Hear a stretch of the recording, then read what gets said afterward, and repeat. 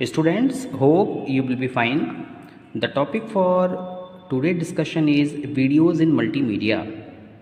जैसे कि आपको बताया गया था, मल्टीमीडिया कॉम्बिनेशन होता है डिफरेंट टेक्निक्स का, जिसमें कि हम images, video, audio, text assemble करते हैं और अपनी इंफॉर्मेशन कन्वे करते हैं यूज़र के लिए। स्टूडेंट्स, हमारे पास में वीडियो एक मोस्ट इम्पॉर्टेंट विजुअल डिस्क्रिप्शन है, आप कह सकते हैं। एक ये वीडियो यूनिट है, विजुअल डिस्प्ले यूनिट है, जिसकी हेल्प से हम इंफॉर्मेशन यूज़र के सामने विजुअली प्रेजेंट करते हैं। स्टूडेंट्स, हमारे पास में बहुत टाइप्स के, आप कह सकते हैं, एस्पेक्ट्स हैं वीडियो के, जिनका एक डिफरेंट इम्पैक्ट होता है किसी भी मल्टीमीडिया एप्लीकेशन पर। जिसमें हमारे पास में एनालॉग वीडियोस आते हैं, हमारे पास में डिजिटल वीडियो आते हैं, हमारे पास में वीडियो डिस्प्ले इंटरफेसेस होते हैं, जैसे एलईडी है, एलसीडी है, सीआरटी मॉनिटर्स हैं, हमारे पास में 3 डायमेंशनल वीडियोस होते हैं। Today we will study about analog videos. Students, जैसा कि आपको पता है कि जो एनालॉग सिग्नल होते हैं वो आपके टाइम के अकॉर्डिंग वेरी करते रहते हैं। मीन्स इनमें हमारे पास में फ्लक्चुएशन आता रहता है। यहाँ पर स्टैटिक सिग्नल नहीं होता है, कहीं पे सिग्नल अप होगा, कहीं पे सिग्नल क्या होगा, डाउन होगा। जैसे कि हम इसका अगर ग्राफ रिप्रेजेंट करें टाइम के अकॉर्डिंग, तो आप देखेंगे तो इस तरीके से यहाँ पे क्या होते हैं, फ्लक्चुएशन आते रहते हैं एनालॉग सिग्नल्स में। बट यहाँ पर एक बात आपको देखनी है कि ये आपके कंटिन्यूस सिग्नल होते हैं। ऐसा नहीं है कि सिग्नल बीच में ब्रेक हो रहा है, नहीं, ये आपके कंटिन्यूस सिग्नल होंगे जो कि टाइम के अकॉर्डिंग वेरी करते रहेंगे और इनमें कहीं ना कहीं थोड़ा बहुत फ्लक्चुएशन आता रहेगा। हम ये कह सकते हैं analog video is represented as a continuous time varying signal. Digital video की अगर हम बात करें, it is represented as a sequence of digital images. Digital video में हमारे पास में डिजिटल इमेजेस के सीक्वेंस होते हैं। Students, in analog signal, once the electronic signal received, we may assume that brightness is at least a monotic function of voltage. Students, जैसे कि आपको बताया गया कि जो हमारे एनालॉग सिग्नल होते हैं, इसमें जैसे ही कोई इलेक्ट्रॉनिक सिग्नल रिसीव होता है तो इसकी जो ब्राइटनेस होती है वो डिपेंड करती है कि सिग्नल की फ्रिक्वेंसी क्या है। सिग्नल की फ्रिक्वेंसी अगर ज़्यादा है तो आपकी ब्राइटनेस आपको क्या मिलेगी, ब्राइटर मिलेगी। ब्राइटनेस क्या होगी, अच्छी होगी। सिग्नल की स्ट्रेंथ कम है तो वहाँ पे हम कह सकते हैं कि ब्राइटनेस क्या है, कम है। एक चीज़ हमें यहाँ पे ध्यान में रखनी है कि यहाँ पर ये कोई ज़रूरी नहीं है कि हमारे पास में लीनियर इमेज आ रही हो, क्योंकि यहाँ पे हम गामा करेक्शन करते हैं एनालॉग वीडियोज़ में। फॉर एग्ज़ाम्पल, जैसा कि अभी हम आपको दिखाएंगे, एन एनालॉग सिग्नल सैंपल से time varying image. Analog signal जो होता है वो आपको टाइम वेरिंग इमेज देता है। So called progressive scanning traces through a complete picture a frame row wise for each time interval. इसलिए इसको प्रोग्रेसिव स्कैनिंग भी कहते हैं, प्रोग्रेसिव सिग्नल इमेज भी कहते हैं, जिसमें कि हमारे पास में एक कंप्लीट पिक्चर तब बनती है, जैसे कि आपको पता है जो फ्रेम होता है, एक पर्टिकुलर जो फ्रेम होता है वो डिपेंड करता है किसी भी पिक्चर के कंप्लीशन पर। तो यहाँ पर जो टाइम इंटरवल होता है वो आप रो वाइज लेते हैं। हम यहाँ पे कॉलम्स को भी कैलकुलेट करेंगे, रोज़ को भी कैलकुलेट करेंगे। आप देखिएगा स्टूडेंट्स, अगर हम इसमें एक हाई रेजोल्यूशन की बात करें, हमारे पास में हाई रेजोल्यूशन मॉनिटर है, तो वहाँ पर जो टाइम इंटरवल होता है वो एनालॉग सिग्नल्स का 1/72 सेकेंड्स होता है, यानी 72 सेकेंड्स का एक पार्ट। स्टूडेंट्स, कहीं कहीं पर जो हमारे पास में मल्टीमीडिया स्टैंडर्ड्स होते हैं उसमें हम इंटरलेस्ड स्कैनिंग का यूज़ करते हैं। जैसे कि हम आपको बताएं सीआरटी मॉनिटर, आपने सीआरटी मॉनिटर्स के बारे में स्टडी किया होगा कि इसमें जो बीम होती है वो किसी, जो भी आपकी सरफेस है जो कि कोटेड है, आपकी फॉस्फोरस कोटिंग होती है, वहाँ पर आके इमेजेस फॉर्म होती हैं इलेक्ट्रॉन्स के थ्रू। तो जो हमारी इंटरलेस्ड रास्टर स्कैन मेथड होता है, इसमें क्या होता है कि हम ऑड नंबर ऑफ रोज़ और इवन नंबर ऑफ रोज़ जो होते हैं उनको कैलकुलेट करते हैं। सबसे पहले ऑड इवन, जो भी हमारा फ्रेम बनेगा वो ऑड और इवन का कॉम्बिनेशन होगा।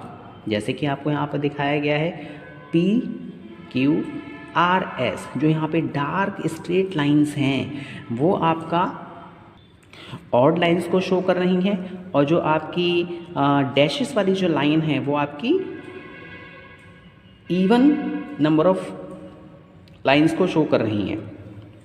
तो यहाँ पे 1 ऑड 1 इवन 1 ऑड 1 इवन मिला के एक पर्टिकुलर फ्रेम बनता है। आप देखेंगे कि जो हमारे पास में ऑड है P Q R S T, यहाँ पे फिनिश हो रहा है, और जो हमारे पास में इवन है वो आपका यू से लेके वी तक फिनिश हुई है। आपका इंटरलेस्ड रास्टर स्कैन कहलाता है। नाउ स्टूडेंट्स, जैसा कि आपको बताया गया कि जो ये जो हमारी क्या है इंटरलेस्ड स्कैनिंग है, इसमें हम ऑड नंबर ऑफ लाइंस को कैलकुलेट करते हैं, इवन नंबर ऑफ लाइंस को कैलकुलेट करते हैं। तो जो हमारी इंटरलेस्ड स्कैनिंग होती है, in this odd numbered lines are trace first then the even number lines. सबसे पहले ऑड नंबर की जो लाइन होती हैं उनको ट्रेस किया जाता है, उसके बाद में इवन नंबर की लाइन को ट्रेस किया जाता है। स्टूडेंट्स, यहाँ पर जो हमारे पास में फील्ड्स होती हैं, 2 फील्ड्स मेकअप 1 फ्रेम। यहाँ पे 2 फील्ड मिलके एक फ्रेम बनाती हैं। एक ऑड लाइन और एक इवन लाइन मिलकर कोऑर्डिनेशन में एक फील्ड बनाएगी। स्टूडेंट्स, इन दिस हम ये कह सकते हैं जो हमारी स्कैन लाइंस होती हैं वो हॉरिजॉन्टल नहीं होती हैं। क्यों नहीं होती हैं? क्योंकि यहाँ पर एक स्मॉल वोल्टेज अप्लाई किया जाता है, और जो आपके इलेक्ट्रॉन्स होते हैं वो डाउनवर्ड्स मूव करते हैं ओवर द टाइम, जैसे कि मैंने आपको बताया CRT मॉनिटर्स। नाउ स्टूडेंट्स, जैसा कि इसमें आपको दिखाया गया है कि जो हमारी सबसे पहले हमने क्या किया, ऑड नंबर ऑफ लाइन को ट्रेस किया, फिर इवन नंबर ऑफ लाइन को ट्रेस किया। इसके बाद में आप देख रहे होंगे यहाँ पे स्ट्रेट हॉरिजॉन्टल लाइन नहीं है।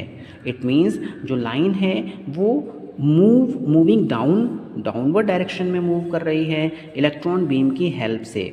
नाउ स्टूडेंट्स, अगर हम कैथोड रे ट्यूब की बात करें तो यहाँ पर जो डिस्प्ले होता है वो फ्लोरेसेंट लाइट की हेल्प से बनता है, और यहाँ पर हम फ्लैशिंग भी कर सकते हैं। जो फ्लैशिंग जो होती है वो 50 to 70 टाइम पर सेकंड के हिसाब से होती है, जिससे कि हमारी इमेज जो है वो स्मूथ बने। इस इमेज हमारे लिए ब्राइटर और क्लियर इमेज हमारे पास में आए अगर हम वीडियो एनालॉग सिग्नल की हेल्प से बना रहे हैं।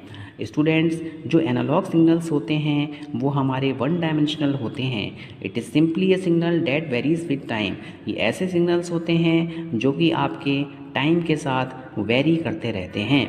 स्टूडेंट्स, इसमें हम बहुत सारे वीडियोस के बारे में स्टडी करेंगे। सबसे पहले हम बात करते हैं NTSC वीडियोस। देखिए, सारे जो हैं वो आपके डिफरेंट फॉर्मेट्स हैं। आपने देखा होगा कि अगर हम कोई वीडियो मेकिंग कर रहे हैं with the help of mobile cameras, तो वहाँ पे हमारे पास में बहुत सारे ऑस्पेक्ट रेशो आपको देखने को मिलते हैं। Aspect ratio means screen size. आपने देखा होगा 60:9 का रेशो होता है, 4:3 का रेशो होता है, 6:9 का रेशो होता है।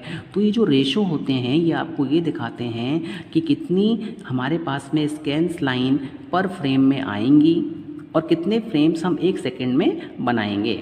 स्टूडेंट्स, NTSC वीडियोज़ के बारे में अगर हम बात करें तो ये जो हमारे वीडियो होते हैं इसमें 4:3 का ऑस्पेक्ट रेशो होता है, और इसमें 525 स्कैन लाइंस पर फ्रेम होता है, और 30 FPS का वीडियो बनता है। मीन्स 30 फ्रेम पर सेकेंड का इसमें आपका वीडियो बनता है।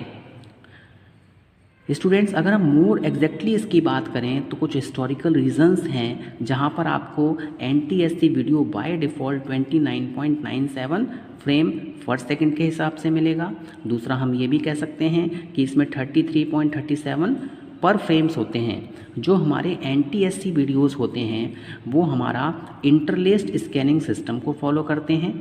यहाँ पर जितने भी फ्रेम्स होते हैं उनको 2 फील्ड्स में डिवाइड किया जाता है। जैसे मेरे पास में 525 स्कैनिंग लाइंस हैं तो 262.5 लाइंस पर फील्ड होंगी। पर फील्ड की हम यहाँ पे बात करें तो 262.5 जो हैं वो हमारे पास में ऑड लाइंस होंगी, 262.5 हमारे पास में इवन लाइंस होंगी। तो पहले ऑड लाइंस को ट्रेस किया जाएगा, बाद में इवन लाइंस को ट्रेस किया जाएगा, और एक इवन और एक ऑड लाइन मिलके एक फ्रेम यहाँ पे क्रिएट करेंगी।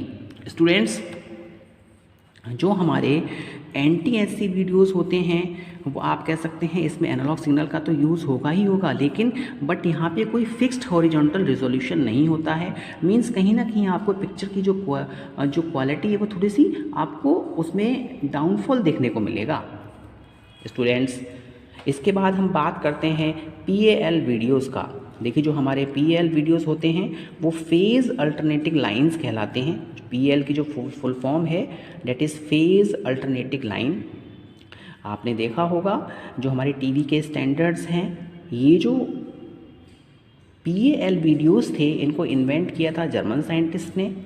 जैसे जैसे स्कैनिंग लाइंस बढ़ती जाएंगी वैसे वैसे क्या होगा, पिक्चर की क्वालिटी आपकी थोड़ा सा इंक्रीज़ हो जाएगी। स्टूडेंट्स, इसमें हम कह सकते हैं कि हमारे पास में 625 स्कैन लाइंस होती हैं एक फ्रेम में, जिसको कि आप डेवलप करते हैं 25 फ्रेम पर सेकंड, और इसका जो ऑस्पेक्ट रेशो होता है वो होता है 4:3, और ये जो हमारी क्या होती है, इंटरलेस्ड फील्ड होती हैं।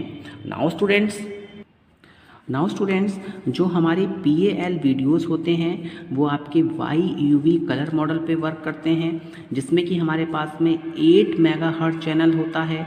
इसकी अगर हम बैंडविड्थ की बात करें तो इसमें जो एलोकेशन होता है बैंडविड्थ का वो आपका 5.5 मेगाहर्ट्ज है। स्टूडेंट्स, इनका जो रिजोल्यूशन है वो आपका NTSC वीडियोस के कंपैरिजन में ज़्यादा होता है।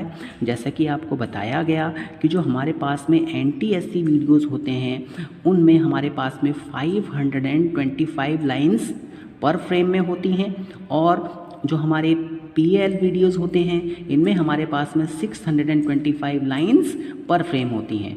तो जैसे जैसे हमारे पास में लाइंस पर फ्रेम इंक्रीज़ होगा वैसे वैसे रिजोल्यूशन भी इसका इंक्रीज़ होता जाएगा।